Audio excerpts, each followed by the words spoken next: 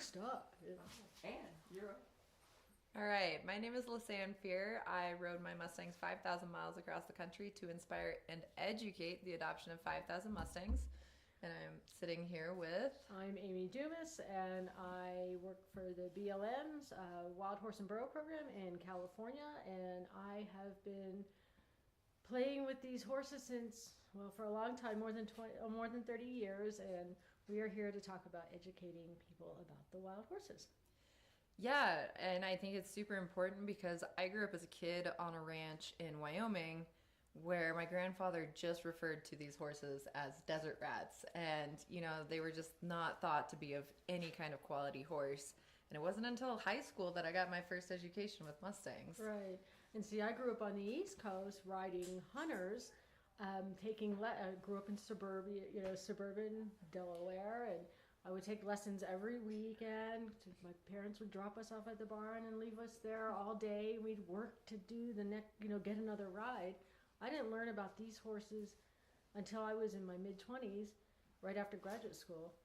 And that's where I learned what these were like, real horses. I wanted to go do my PhD in behavior, and I was introduced to these wild horses. Our neighbors had one. I'm like, this is the real horse. They're unadulterated. They're unaffected by any human influence. And so, well, not any, but a lot of. And so they were just really attractive to me, and I've been riding them ever since. So that's great. Yeah. For me, when I first got introduced to Mustangs, I had been starting colts for a long time, but they were all AQHA or APHA horses. And it was so unique when I got my very first wild Mustang because he had never been touched by humans. Right. And it was almost like you got to work with a blank slate. I mean, there wasn't a lot of stuff to like undo or trauma to try to unfold that had happened previously. We could just kind of start from square one and work from there. And it was really cool to take that journey with them. Right. And see, and I came from the other side. I never learned how to train a horse. All the horses I ever rode were well trained or well broke. I mean, unless I was talking about the race horses I used to work with, but they were, trained for a different purpose. We never learned how to train a horse to lead or put a halter on, so that was all new. And that's what I started learning in my mid-20s, and it was fascinating. And like you said, these horses are a blank slate, so I always tell people, whatever mistake you put on them, that's yours. Because you put it there. There's, like you said, no deciphering. Are they afraid of this, or are they going to do that? You build your relationship with them, and they teach you, and you teach them. It's really a pretty fascinating and fantastic experience. Yeah, I learned a lot more from training my Mustangs than I ever did my domestics. One thing that was really interesting to me, though, is training my Mustangs how to eat grain. Because we come from this domestic background where, like, we've been trying to feed these babies, apples, carrots, everything, from the time they hit the ground. And I have had several Mustangs, and I still actually have one right now, that is so skeptical about any food that's not maybe an alfalfa cube. But I keep trying to show her, and I keep putting her next to my other horses that eat the grain. But trying to teach a Mustang to eat grain has been definitely a different trip for me. And I also realized too, like in the domestic world, like you do breed certain characteristics into lines. And coming from a ranching background, it was incredible, like how naturally cowy some of those horses were. And growing up, I had a horse that made me look like a phenomenal roper. He would put me in the right spot every time. And it was like, even in the branding pen when we were roping heels, I wanted the calf at a 90 degree, and my horse would like nudge the nose of the calf over to set me up for the perfect shot. And then I got a Mustang, and I was like, well, like I still need to do my job. And I learned that I was not a good roper at all. Like, my Mustang made me learn how to rope better because I had grown up on these horses that were bred for this job. And I think a few years ago, someone told me that a Shetland pony could run the Kentucky Derby. And I was like, okay, I guess. And they were like, well, physically, they could leave the gate, they can run the track, but they wouldn't win against a horse that was bred and designed for that. And I kind of carried that with the Mustangs. I feel like they're capable of any job, and some of them, because they're kind of mutt-like, they can be more, how do I want to put it? Like, they can also do that job just as well. And there have been some incredible success stories in the Mustang community. But some of that doesn't come naturally. And so it is important for the adopters or the people who are training them to try to coax out the best in the Mustang that sometimes comes just naturally to the domestic. Right. And on the flip side of that, the adopters have to be very knowledgeable in knowing what their horse could potentially do. So by the form to function, you know, if you're looking for a horse to do a particular discipline, you may go and pick a wild horse that has those conformational traits, or maybe that temperamental trait. So if you're looking for a therapy horse, for example, that doesn't really require a conformational trait, but you're looking for temperament, you may see the one that's standing there quietly or that comes up to you. And so as an adopter, to be a smart adopter, you know, if you know what you're looking for, and that way you're setting yourself and that horse up for success, just like your Shetland pony. It's like, I'm going to run the Kentucky Derby with the Shetland pony. You're not going to win if that's your goal. So set yourself up for success by knowing what you want in a horse, and not just the pretty color. I want a Palomino. We hear that a lot. There's one here available for adoption, by the way. There is one available for adoption. He's a lovely horse. But, you know, I've seen people, it's so funny, you go to the corrals, and I always tell people, when you're at our corrals, if you haven't been at a BLM corrals, there's hundreds of horses there to choose from. It's overwhelming, right? It's like being a kid in a candy store. So if you don't know what you're looking for and you can't find something there, then you really don't know what you're looking for. But I've had people come in, they say, well, I want this, this, this, and this. Like, I want a 2-year-old filly, preferably Pinto.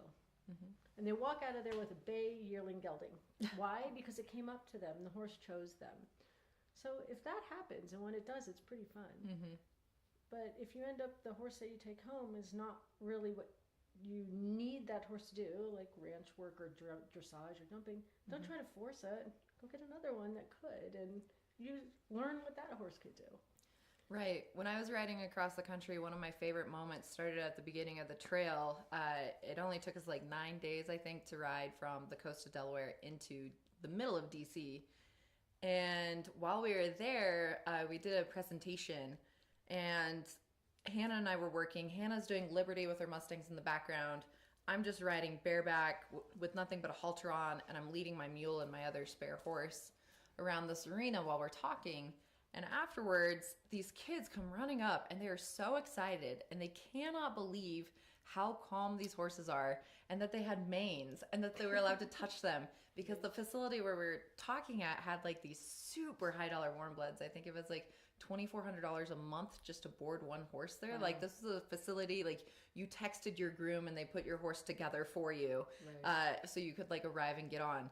And even the horse owners there were just so amazed that these were once wild horses, and they were so calm and just so easygoing, and not the fire-breathing high-bred dragons that they owned and possessed there. It was just such a unique experience to bring the Mustangs back to the American public. But after that, you know, a lot of people wanted to figure out how you can get a Mustang, and so I kind of a few of the first questions that I would ask people is, what level of training are you looking for, and how much are you willing to put into this horse? Because it is a huge investment to go just to the holding corrals and pick out something completely wild.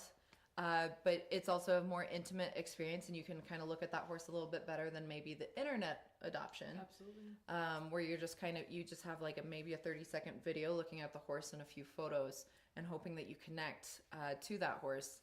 And I've adopted horses, Mustangs, in a large variety of ways, from going directly to the corrals to adopting off the internet adoption. But if people didn't want to start completely cold, I would tell them to look for programs where that horse had been handled. So the TIP program, which just went away, was kind of a good place to start. So I'm kind of curious to see that developing forward. If we can come up with some different idea or similar situation ran by another organization. So we right now currently, and I think it's going to be closing in December. You'll have to check the website, but we are the BLM is actually offering funding to groups who are willing to teach people how to train or whatever they propose. So right now we have what's called a notice of funding opportunity out for off-range, what we call off-range, which refers to anything that's not horses on the range, for people to help find placements, find homes for these animals. And these horses, they come in all sizes, shapes, and colors, and like a box of chocolates. it is like, like Forrest Gump, right? Yeah. Box truck, you don't know what you're going to get, but they'll teach you so much. And if training a horse from the start is just overwhelming, which it is, we recognize that. There are other ways to get animals that are trained. We have some programs with our correctional facilities, and they're primarily out west, where you can get a saddle-trained animal. Again, they're green broke. They're not finished. You need to continue their training and working with them. But it is a way for somebody to get a horse that started. So I like to use the analogy of cars. We have lots of people out there driving cars, but we only have so many mechanics and good mechanics. Right. There's so many people in the horse world who are riders, like you were talking about. I need my horse ready for me. I don't know how to train, but we need to have, I think, more training programs where people learn how to do what I call kindergarten for horses. What we're doing out here with these 6 babies, because that is not taught on a widespread basis, not through any organization that I'm aware of. If somebody's out there, please call me, correct me, because I would like to connect with you, to show kids, because kids can train these horses. We have kids with yearlings, training yearlings all the time, and they do a fantastic job. And we can have adults. I've talked to people who are my age or older, and they're like, I'm not training anything. That's just too much for me. I'm scared. I said, well, we can show you how to do it in a way that's less scary, and you'll better understand your horse. So I think those opportunities are out there, and I sure would like to find a way to make those more available to people, because there are a lot of riders out there, but only a handful of trainers, just like there are a lot of drivers out there, but only a handful of good mechanics who can take that car that needs a ton of work and make it functional. Right. And I've also found too that people think Mustangs aren't worth very much dollar amount wise, so they get one thinking that it's going to be like a cheaper investment versus another horse, and maybe sure the initial prices, but they're still a horse. They still require lots of maintenance in terms of their feet care and hoof care. A lot of people do go barefoot in the Mustang community. For me back home, where I'm at in the Rocky Mountains, like, it's not called the Rocky Mountains for no reason. And if you do put enough time on your horses, there's no way that they can grow their feet fast enough to keep up with how much they're kind of filing them down on those rocks. So I do shoe my Mustangs. That was also something that going across the country, people were like, you have shoes on your Mustangs? I'm like, well, I ride on asphalt 25, 30 miles a day, and there's just no way that they could regrow fast enough for all of the miles going down the road. And so that was kind of one of the misconceptions that I really try to talk through with people, because, just like another horse, like let's say you get a rescue domestic of some sort, they still need training and they need rehabbing, and Mustangs are kind of in the same way, where they still require training as well. And so if you can't do it yourself or figure out someone on YouTube University how to follow and train, you still need to take that investment and find someone who can help you. Right. And so sometimes, even though people initially think that the Mustangs might be cheaper, they're just like any other horse in terms of maintenance. They have vet bills. Right. But I will say not very many vet bills compared to some of my domestics I've had. I swear I've had some horses look at a sharp object and they need stitches. So yeah, I mean, I really, really love the hardiness of the Mustangs, but also they're still a horse that still require a lot of care and training and financial investment. It's not just the cheapest thing around to go get. Right, and time. And so, whether you spend $5 for a horse or $50,000, you still have, like you said, you still have to take care of them. Those costs don't go away. But the training, if you're interested in finding a trainer in your area, there's resources for you out there. There's lots of pages on Facebook that are Mustang-centric. People can get you connected. You can always call the BLM. We can help you, direct you to those pages. while we're not allowed to recommend any one trainer over another, we still can provide you resources that you can use to help you in your journey to stick your toe in a little Mustang pool. Yeah. And then, I mean, once you start working with these horses and you find somebody who can help you, and I encourage people, don't just go watch a video and then go out and do it. It's working with these horses their timing is so critical. And you may think you're doing it and get the timing right, but you're not. So have somebody watch you so you can figure this out. So I was trying to show a friend of mine how to send a horse around her. And I mean, once you get it down, it's like muscle memory. She was tripping over the ropes, and I'm like, oh yeah, I remember that.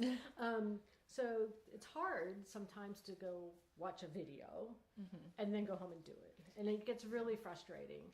And then it's not fair to you or the horse. So make sure you try to find somebody who can work with you, where you can send them a video if they're not near you, and they can do video consults. I know a lot of trainers will do that, especially when you're doing the groundwork. Right. And that will help you and your horse get along better, have a much more successful relationship. Yeah, and I think videoing yourself and your journey is super important too along the way, just because when I was competing in hunter jumpers, my instructor, like, his entire goal every day was to try to make me cry, and I would do anything not to cry during that day. But one time we just got into a fight, and he's like, you're not doing this. And I'm like, I am doing this. And this is back in the day where, like, phones didn't have video cameras. And so phones? Right, yeah, where you could only make a phone call on them. And so he brings out, like, the camcorder, and he videos me. And he shows me, and like in my mind, I definitely thought I was doing what he was asking. But when I saw myself, I saw that he was right. That was a very humbling moment. But for those of you at home that are trying to learn and maybe you don't always have someone there to watch you, it is super good to video yourself because you can kind of compare the videos between what you just did out there versus and how you felt about it. And then you see it and you're like, wow, okay, I was completely off. I was standing on the wrong side of the horse or whatever for what I was asking, or I was too far behind a certain line on the horse. And so that was a really, really helpful tool for me. And now most of the time that I go out and I work with my Mustangs, I'll video myself, but half of it is just so I have records of what I did with that horse now that I'm training a lot of them. But also I like to share that on my Fearless Mustangs page a lot of time. But it's also just a super good training tool for me. For my own reality check. Yeah, right. And I've even caught myself in videos, horses, you know, it almost feels like their brain is not attached in the middle. Like you have to train the right side of the horse and you have to train the left side of your horse. And I've reviewed videos and like I did a lot on one side and then I went to the next side and I only did part of the things on this one side. And I was like, oh, that's why my horse is still goofy over there, is because like in my mind I had completed everything, but looking back at the video best in those moments and scenarios.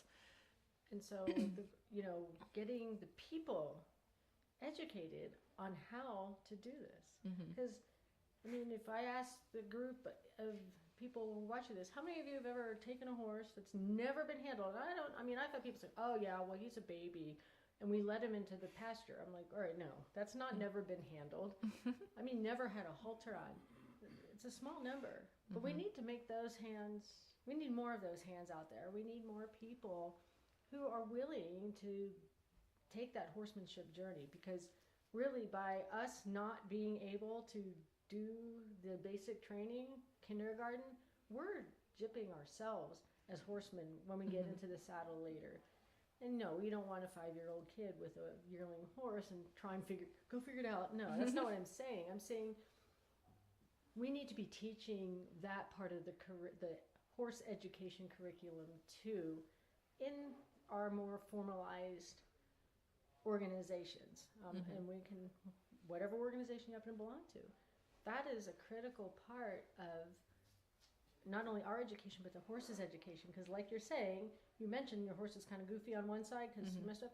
Well, when you get a horse and you give it, you're having problems with that horse, you need to go back and figure out where that came from. And in order to do that, you have to know how to do that and recognize that the horse isn't being obstinate. It doesn't need more hardware, more tack, more anything. It just needs to go back to kindergarten or go back to where that came from. And that is a critical part of the curriculum in my Right. mind. That's missing on a wide scale. Yeah. And then these Mustangs might not be so intimidating to the more general public because it's like, Right. oh, I learned how to deal with that when I went through whatever program I went through. Yeah, and I think Mustangs are unique as well because my understanding of the definition is Mustangs are not a breed. It's just once wild horse, particularly on BLM land, is the Mustangs that we were talking about. So with that being said, there's different herds, and all of those herds have different genetic makeups depending upon what was released out there. And also, so it's been so fun being in the Mustang world because I love talking to people about their Mustangs because it's a journey for them, you know? It is, absolutely. There's a lot of story behind it, whereas when I was in the domestic world, it was like I paid this much money for this horse that has so and so on his papers, period. End of story. That's all you needed to know about the horse. But with Mustangs, and I think I've started about 40 or 50 of them at this point, they're so different, and I keep learning from each one I bring in. And I have like a pile full of tools and knowledge just kind of sitting over there in the corner of my brain. And each Mustang kind of requires something different. Sure, there's some things that maybe kind of always work, like your general hammer or screwdriver that might solve a lot of problems in your toolbox. But sometimes there's those Mustangs that you encounter that you just haven't ever experienced behavior like that before. And I just had something 2 weeks ago where I've been with horses for 30 years and it made me feel like I knew nothing about them. It's very humbling, but also I think that's one of the great things about horses in general, not just around Mustangs, but everyone should constantly keep learning and keep educating themselves because this industry has really taken some incredible turns from like when my great-grandfather was around. And when he was around, that was back in the day where you would just rope them, trip them, tie them down, throw a saddle on, and cowboy up, and maybe by the time you got back, if you were still on, you had a broke horse kind of deal. But there's so many different ways now and better methods where it's better conducive to the horse's mental health as well, and training, and it lasts a lot longer. And what I also really, really love about working with Mustangs and training them, this is why I make a piss poor horse trainer though, is because Mustangs in particular, I get so attached. You work so hard to get that trust from that horse and develop that bond. But when you get in a situation where that bond is truly tried, Mustangs really just, they meet you there. They put their whole heart into you and they're like, let's go. Right. And a particular instance for me on the trail was the dog laying below me here. He got bit by a copperhead snake. And so he gets evac'd out of this area. And in order to get up to my support crew, we had to do like a line coming off this cliffside so he could get up to the truck. And then we rappelled him upwards so he could get out of there. But now I'm stuck down in this area with nothing but my horses. And my filmmaker was actually in critical condition. He had slipped on a rock and really hurt his hip. And so to get out of there, to get up my horses up there, because we could definitely not rappel them up and over a ledge, we had to ride back a ways, and I just jumped on my horse Chileno and I took off to try to go find an escape route out of there. And I rode back to where I had seen a backboard standing up, and it pointed to a helipad up above. And I went around that sign that I didn't see before riding past it earlier, and it looked like this water had kind of come down into this ravine deal and caved in all of these huge rocks. And I don't know, and again, I grew up on a ranch riding a lot of domestic horses, and trust me, as a small child, just reckless, daredevil child. You're a kid. Yeah, I pointed my horses at a lot of things that maybe they didn't want to do. So, but I do not know in any of those scenarios with any of my past Mustangs or paint horses that I could have pointed a horse at that. And I just pointed Chileno at those rocks, and he just began bouldering. I mean, the rocks were about 3 to 4 feet in size, and he would jump up one rock, collect all 4 feet, launch up to the next rock, collect all 4 feet, up, up, up, up. And we finally got to the top. I got some cell phone service, touched base with everyone I needed to, came back down those rocks, and then I went and got my filmmaker and the rest of my horses. But at this time it was dark. And so when riding in the dark, if any of you guys have been hunting, it's really not great to have a headlamp on because it messes with the shadows and how your horse sees. And so we only had red lights on, so that way it wouldn't really mess with the horse's night vision. And I get to the base of this thing, and now I had another puppy with me on trail, and he's in the saddle with me. I'm leading my mule, and Chileno, the horse that I'm on, is the only one that have seen these rocks in the daylight.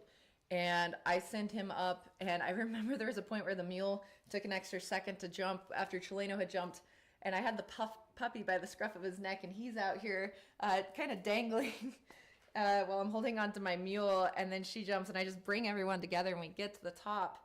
But I tell the guy that I'm riding with, my filmmaker at the time, because he wasn't very much of a horseman, I was like, okay, you're really going to have to hold on. This horse is going to take care of you. He's like, do I just hold on to the horn? I was like, not good enough. You're going to have to hold on tight, like right behind the ears of the mane, because you needed to have that center of gravity up and over that horse a little bit more. And so he just hung on, and my horse Finn just went straight up that. And I don't know how many horses would have done that in the dark. My horse Pistachio, I had top loaded him because the guy that was riding him earlier that day, he ended up taking my dog to the ER. And my Mustang Pistachio had this huge backpack on his back that was top loaded. And he went to try jumping, and he didn't calculate for the weight, and he fell over on these rocks, and he was all 4 feet up in the air. But by the time I was able to scramble down to him, he had rolled himself back up and then just bunny hopped up the entire thing. It was just incredible. But I think the bonds that you build with these Mustangs, this is what I'm coming back to when training. Those horses maybe would have never encountered or actually done something like that in the wild. They probably would have picked an easier route. And I think if I was riding any of the domestics or APHA horses of my past, none of them would have launched themselves and become like a bouldering horse up this ravine. So I just have to say to my Mustangs, they're just so incredible, and the bonds that you forge with them are just different than any domestic horse. Yeah. They're just incredible. Yeah, I mean, in the wild, they're looking for a leader. They're in a herd. They understand herd. They understand horse. And I think, and when I say they understand horse, the language of horse. And sometimes I think domestic horses don't get it because they're around people. And what do people do? I mean, look at me now. I'm talking with my hands. I'm talking. I'm looking, face forward, eyes forward, all this, Generally, you're a meat eater, too. I'm a predator, and they're not. And they are looking to the herd for guidance and protection and safety. And now we're asking them, we take them away from that, put them in a place by themselves where there's no herd, and now we're asking them to take a predator. And you know what, you're going to be my pal. It's like, I'm not so sure. That'd be like being captured by aliens, throwing you in a thing like, anybody saw Alien, they didn't look real friendly. That's probably what we look like to horses. But eventually, some of them are super curious. I mean, and they'll pick up stuff, and they'll be more likely to bond with you. But you have to be very self-aware of your energy, what you're projecting onto that horse, what you're thinking, how you're behaving.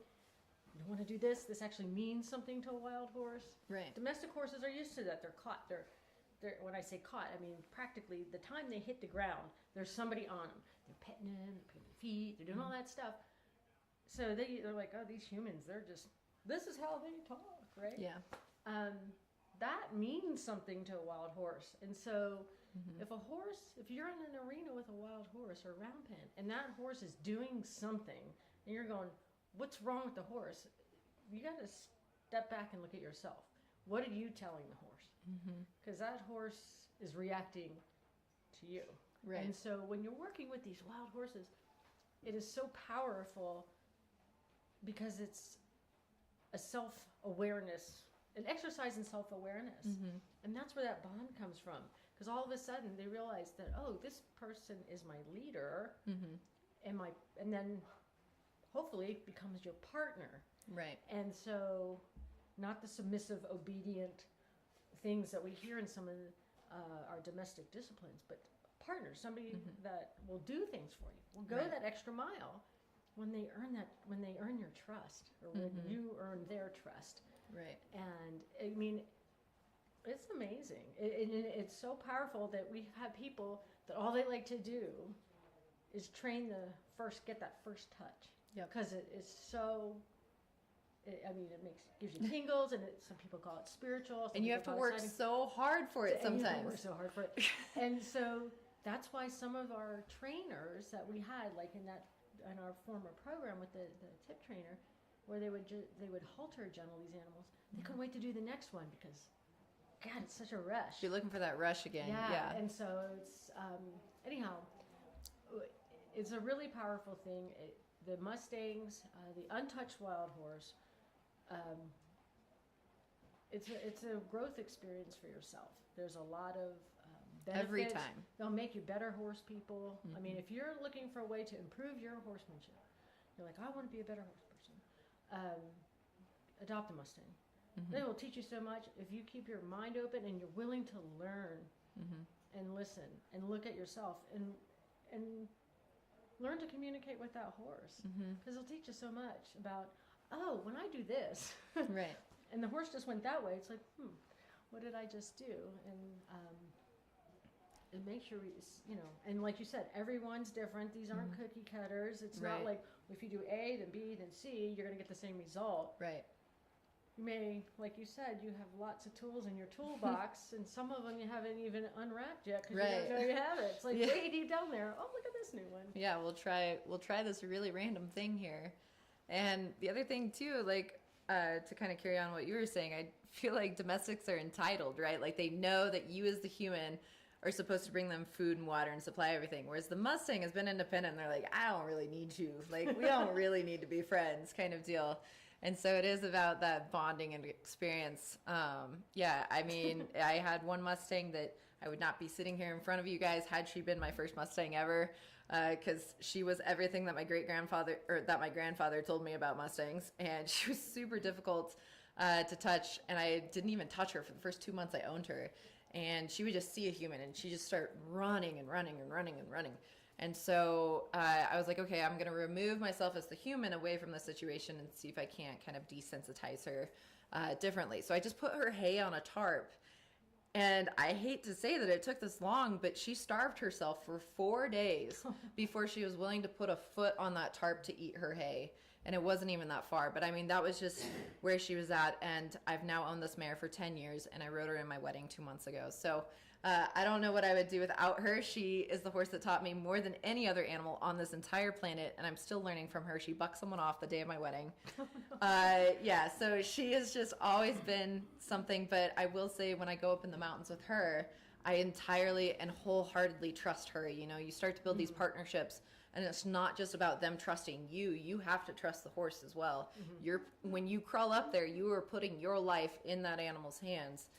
And being up in the mountains, because she was so wild and she kept her wild instincts so deep and harbored, if she's calm in the mountains, I'm calm in the mountains. If she's worked up in the mountains, I'm like, there's a bear, there's a wolf, there's something in the area, because otherwise, like, she's got street smarts, like she's got cred. Yeah. Where some of my domestics maybe didn't necessarily have all of the street marks and credit that my mare Salt, who turned out to be a completely white horse eventually, learned something about horse genetics too. I didn't realize that all gray horses eventually go white. Yeah. And she has the saltiest attitude ever. So yeah, but she is something else, and I'm so happy now to have all of my herd back together after coming off trail and be able to allow them to be a herd too, because like you were saying, you know, a lot of horses don't know how to speak horse, and I think when you're training them, you know, so in the wild, the horses stay generally with their moms for about a year, or they might stay a part of or two, yeah. They might stay a little bit longer, but they're learning those social hierarchies, whereas in a lot of domestic situations, you breed that colt as soon as you pull it from the mom, it's headed to a new home or a stall. And it doesn't get that chance to learn what like a little ear twitch means, or what like just kind of giving them an evil eye from that alpha mare. And so sometimes I feel like when I have worked domestics, it's like I have to teach them how to speak what I think should be their own language. Right. Whereas the Mustangs kind of already come with that built in. Even my horses that came out of holding, that were born in holding, because you guys do have so many horses in there, yeah. they're still learning how to speak horse. And it's so fun. I love watching my herd. I've got 13 BLM animals. 2 of those are Mustangs. Oh, you got 2 now. Yeah. And then 1 is a little burro. I definitely need another burro in my life. I'm doing burros wrong. Yeah. And then I have 10 Mustangs. But it's so fun to watch the herd dynamics and how their social hierarchy works.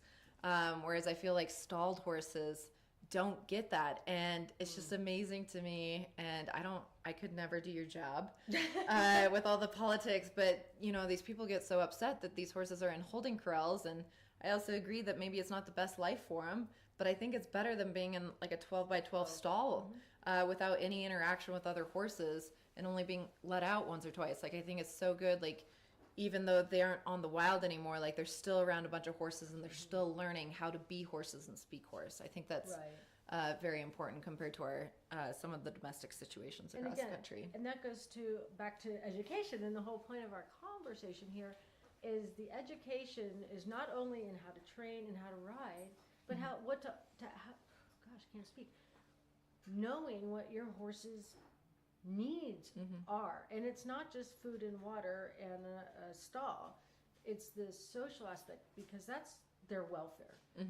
If you're missing any part of the feed, water, space, safety, you're not treating your horse with that full, you're not meeting all of his needs, really. Right. And that's where we see a lot of things like stereotypical behaviors we see in stalled horses, weaving, cribbing, or maybe not cribbing, but weaving and pawing and all those behaviors, because we've taken them away from what is deep down in their DNA to be part of a herd, to have space to move, to forage for grass and things like that. And so that's why we have things like slow feeders. Because stalls, we've had to go back to how do we make a horse in a herd in a stall? Right. Well, we created slow feeders because horses graze all day long instead of getting 2 meals twice a day, given concentrates, and all those kinds of things. These Mustangs, they know that, and you know, in the BLM corrals, our corrals are big. They're not like 12 by 12 stalls. They're acres large. They're in a single-sex group. They have lots of interactions with other horses. And so if you understand their behavior, you can go out and look and say, oh, okay, that horse might be more dominant. I might not want a dominant horse. I love the dominant ones. Yeah, I know. But I mean, and some people say, oh, well, here's a guy, you know, he's off by himself. Maybe he's going to be a little more independent, you know. Right. So part of our education by himself, because, oh, my God. Heaven forbid he hurts someone. Heaven forbid he interact with that horse, because that horse and this horse don't get along. So that reminds me, I was on a gather, and we have APHIS, Animal Plant Health Inspection Service, part of USDA vets come out on our gathers. Okay. And when we remove the wild horses, we put them in a stock trailer. They come in, they go into a corral, and we load them onto a stock trailer.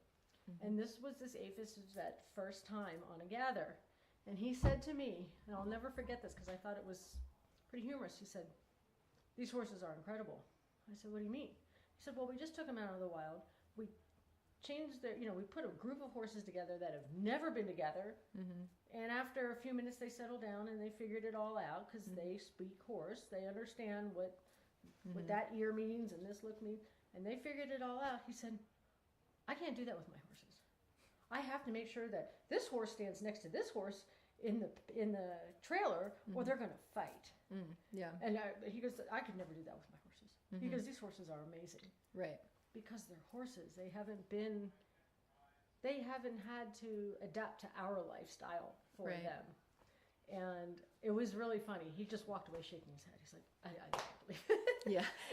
But it was a really eye-opening lesson for him about basic horse behavior, horse 101. We skipped that, I think, in educating our children and our new riders. Horse 101. Right. And I think too, I remember when I first got into Mustangs and people ask me all the time, like, well, we don't have land. We don't have all of this. And there's a lot of like boarding facilities out there that like say that they don't allow Mustangs, but it should be about education. And I remember like, yes, I'm from Wyoming. I grew up on a ranch, but when I got my very first wild horse, I was actually living in Salt Lake City, in the middle of the city up in Sugar House. And I found a boarding facility that I was boarding one of my domestics at that time at. And the owner of the barn was like, well, like, I don't really care, but you'll need the approval of some of the other people. And so I went around for like a week. I would be there at all hours of the day so I could try to catch as many clients that boarded there as possible to see like, hey, could I just use one of our round corrals to put this wild horse in for 30 days? And then hopefully he's willing to go to a stall by that point. And it was so great because, you know, that involved everyone. And then they were invested in the project after they had signed their name essentially on my petition to have this wild horse at this boarding facility in Salt Lake. And his name was Phineas, and he went on trail with me across the entire country. So he grew just to be to an incredible horse. But prior to that, there were a lot of people that didn't, you know, there's all this stigma around Mustangs. And I was guilty of that too as a child. But now I like to bring up to Grandpa any chance I can that. So my family moved to Wyoming in the 1800s, so they settled there, and that's back before barbed wire was actually really a thing in that part of the country. And so what they would do to survive, they would kick loose any horses that they didn't actively need to feed the cattle, which usually were the giant draft horses, but everything else went away. And so then in the spring, they'd do about a 30-mile radius around their place, and they would go collect all the horses again. Sometimes there were new horses in there. Sometimes they found some of their old horses in there. But now modern day, I like to think that some of those wild horses are actually my family's ranch descendants. I'm sure they are. Just because you never know what got out there. But for those that are in, you know, maybe more urban areas than out in the country, like it still is possible to adopt a Mustang, but it's a lot about educating yourself on what it's going to take and educating those around you that you share that space with. Exactly. And like, again, I came out of suburbia, and that's where you were going to put your horse, you know, in a boarding facility. And so if you are one of those people, you don't have to have your own land to adopt a horse. But what you do, and I think what you did is fabulous, you know, you went and find a boarding stable that you like, find one that's going to have adequate facilities to put an untouched horse in, and learn what those requirements are. And that's all on the BLM's website, blm.gov/WHB. And if you dig through there, you'll find the requirements for getting different aged animals. And say, look, this is what I want to do. And there's so many videos and stuff out there of people training their horses, of competitions, getting past that stigma of wild horse or Mustang. It's easy to do. It's much easier to do now thanks to social media. Right. So, you know, if you're out there and thinking, yeah, I'd really like to do this. It sounds really fun and challenging or whatnot, rewarding. But I don't know, you know, I went to the boarding place and they're like, oh, well, here's a way. You can say that these horses aren't, you know, going to tear the barn down. They're not going to be any different than any other horse once they're gentle. And but, you know, until they're gentle, it's not like they're going to go breaking through the barn. At least you hope not. You hope not. But then you have to be looking in the mirror at you. What did I do to that horse to send him? Yeah. Because you just made his personal bubble too big. Yeah, so, this was not a Mustang, but one morning my dad woke me up in the morning and he was so irate with me because one of my horses was on the lawn and it was this big half Percheron, half Gypsy Vanner horse. He was beautiful.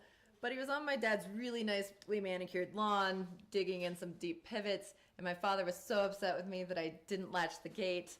He was like, I raised you better, and I go down there, and this horse had picked up the entire gate off of its hinges, oh my goodness, and it was still latched, but that's how he got out. So yeah, my domestics have actually done a lot more damage in the long run than a lot of my Mustangs, for sure. And that's just horses. That's horses being horses. I mean, you know, you've got some horses who are very lazy and very, very content, and then other ones who, you know, that consider the troublemakers, but they're the super smart ones. You know, the ones who are always picking at stuff and trying to undo stuff. So I had my horse in a round pen one time, on green grass. I wanted him to mow that area. Mm-hmm. The next thing I know, I look up and he's coming down the road. He had managed to pull the pins out of the round pen, open the gate, and let him out because the grass that was up to his knees in that round pen was not adequate. It's always greener on the other side. And so, you know, you just have to laugh at them because they are so entertaining and super fun. And, you know, if people are interested in learning more about, I mean, Lisanne and I could talk about this forever, but, you know, learning more about how to do this, you know, feel free to reach out to us. And, you know, we'll be happy to talk to you. Or point you in the right direction of maybe someone who is in your area as well that could help you fulfill that. I don't know, if we're putting up our information up, I'm sure it's up somewhere, so. Are you doing another panel tomorrow? The two of you? I don't know. I don't know. Okay. I would have to check my phone. Find out. Yeah, I'm really bad at that. Questions come up between now and then. Oh, Right, absolutely. yeah, we've got about 10 minutes left, so does anyone have any questions for us about Mustangs in general or wild horse education? Burros? I will share that going across the country, one of my favorite things was riding through the inner cities. And particularly this one memory in St. Louis. So in order to cross the Mississippi, there was only one bridge that I was legally allowed to ride my horses across the Mississippi on. And to get there, I had to go through the slums. And everyone I told my path, you know, they're like, oh my gosh, you don't want to do that. There's a bunch of gang violence there. There's people being shot. There's a whole bunch of drugs going on there. Like, it's just super dangerous and unsafe. And I was like, well, like, I am packing. I wasn't allowed to say that in Illinois, technically, legally. But, you know, I was like, I am determined to ride my horse across that bridge. So I will go through here. And I've been around some places, but still I grew up in Wyoming. I was very naive to a lot of the world. And it felt like something straight out of a movie. I mean, there were heroin needles and different things like in the drain gutters and everything. You could see the prostitutes on the corners. You could see the pimps doing their deal in the alleyways. Like, it was something I was like, wow, this little girl from Wyoming is a long way from home here. And it was just a super rundown community. But as we're riding the horses, these kids just start crawling out of all of these places, and they run out. And this one kid runs right up to me. He's like, "Is that a real horse?" And I was like, "Yes." And it was just like, we stopped and we let these kids all pet and love on our Mustangs. And then we continued to ride. And as we're going, I wish I could make this crap up, but there was a car that had one of those hydraulic deals that was bouncing. And my horses are looking at that, and they hadn't seen a lot of cars at this point, but nothing that did that. And this guy, like, stops bouncing his car and comes down, he's driving by. And he's like, "They riding horses in the hood." And he's got, like, the gold grilled mouth and everything. And then we get a little closer, and he's like, "Oh, shit, they girls." And he was just so stoked. But I think in any other environment, had I just been alone walking through that neighborhood, you know, it would have been an entirely different interaction. But the horses just grounded everyone and brought everyone together in such a way. Like, looking back on it, like, memory-wise, and right now I'm working on my books, I'm trying to find the wording to help people visualize. But it felt like when I was riding into that neighborhood, it was, like, very black and white and cold. And as my horses came through, it was just like we brought warmth and color back to the entire area. And that was one of my favorite moments on the trip. Oh, wow. But also, these Mustangs, they're America's horse. All tax-paying Americans are paying for these horses. And it was so cool to bring these horses into the Americas in places where they weren't from out west, out here, you know, where I think out west here, we're all pretty familiar with the Mustangs and a lot of the issues, but out east, they were not. Not at all. But there is something truly, genuinely grounding about the presence of a horse and how it unites humanity across, well, my experience, humanity across this entire country. I mean, and you talked about it back east, people aren't aware of it. I was a horse crazy kid since the time I crawled out of my mom. I didn't know about the Wild Horse and Burro program until I was in my 20s. So there's a lot of people out there that don't know about these horses and the value of these horses. And they don't have to have a pedigree in order to do a job or to be your pal or your trail horse or your dressage horse or your jumper. Well, maybe your hunter. The jumpers, they get real big, but they don't all do 6-foot fences.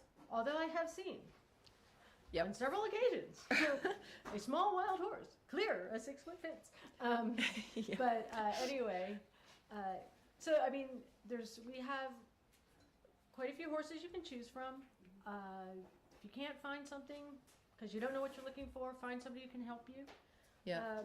There's a horse out there for you, and I think you'll so. have And a lot of fun with it. And one thing I want to add to that is, yes, you can invest a lot of time, money, and energy into a horse, but what I told a lot of my clients when I first started training horses regularly, sometimes getting a horse is like dating. And it's not meant to be between you and that animal sometimes. And it's not that they're a bad animal or you're a bad human. It's just not a good match between the two of you. And so sometimes you kind of have to cut your losses and find that perfect home for them. And that part is very hard for me all the time. But I think sometimes it's the best scenario. My husband also tells me Mustangs aren't like Pokemon. I don't need to keep trying to collect them all. But yeah, so... it's about developing those relationships, helping that horse, and maybe you're just meant to be a piece of their journey, not a part of their entire journey. And their final destination? Yeah. That's something I've been struggling with a lot, but it is hard, when we were talking about when you go into the Corrales and pick a horse. It's hard. I like the a-holes. I like the big guys that are just like running everybody around because like I feel like I bond with that personality a little bit better because like I want a horse that I'm not reassuring constantly, but I've seen some people that are more introverted that really like the more quieter horses. But sometimes, if you don't find that right match right away, maybe it wasn't meant to be and you're just meant to be a piece and a stepping stone of that horse's life. But don't give up on Mustangs in general and don't categorize them all with these terrible negative stigmas. Exactly. Oh because maybe it's just a bad match between the two of you. Right. I mean, I can't tell you how many times I've been riding my horse and they're like, oh, is that a such and such? I'm like, no, it's a Mustang. That's a Mustang? Yes, that's a Mustang. Oh, I thought they were blah, blah, blah, blah, blah, blah, blah. And I'm like, well, they're like, well, he must be different. I'm like, no, he's not. I mean, they're all unique. I mean, just like any of us and our horses, but no, there's a lot of animals out there. And sometimes Mustangs just tend to be energy conservation. They're big and sometimes they're just lazy, and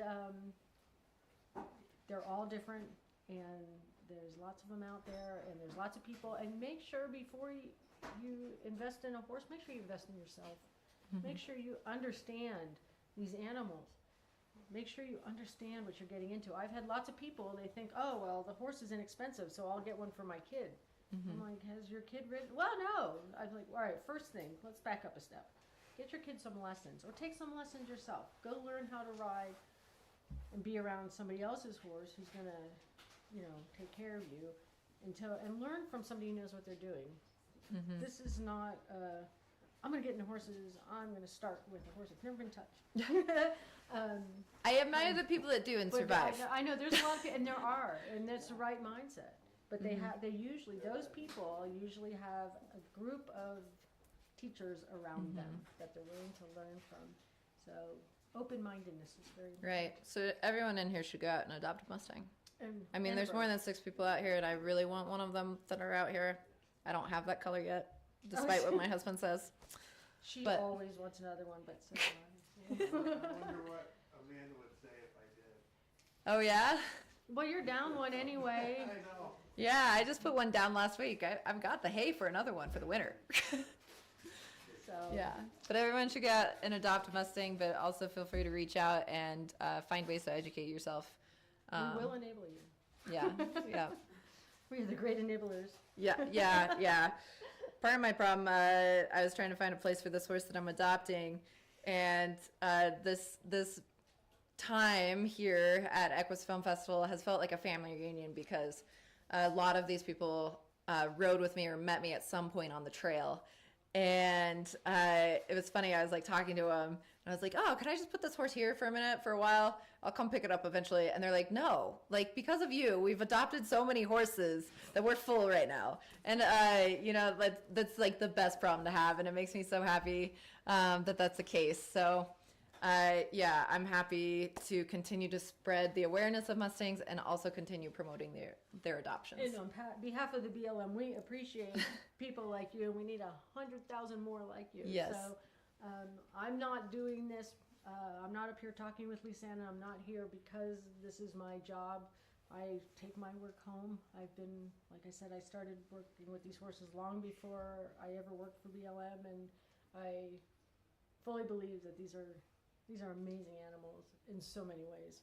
Yep. So even if they don't end up being, like you talked about, your final destination, enjoy that journey and make sure they land right. And also know too, these lovely BLM people, a lot of people get upset with the BLM and the management of horses, but the people with boots on the ground, they're here for the horses and they're doing their best. And there's a lot of red tape in the government, but never attack these people because they are the people that will help us with the greater, grander problems overall. So, yeah, I really appreciate everything you do. Yeah. So. All right, we're wrapping it up. We're getting the sign from the producer back there. So, thank you guys very much for coming. We really appreciate it. Yeah. Thank you. All right, Caillou.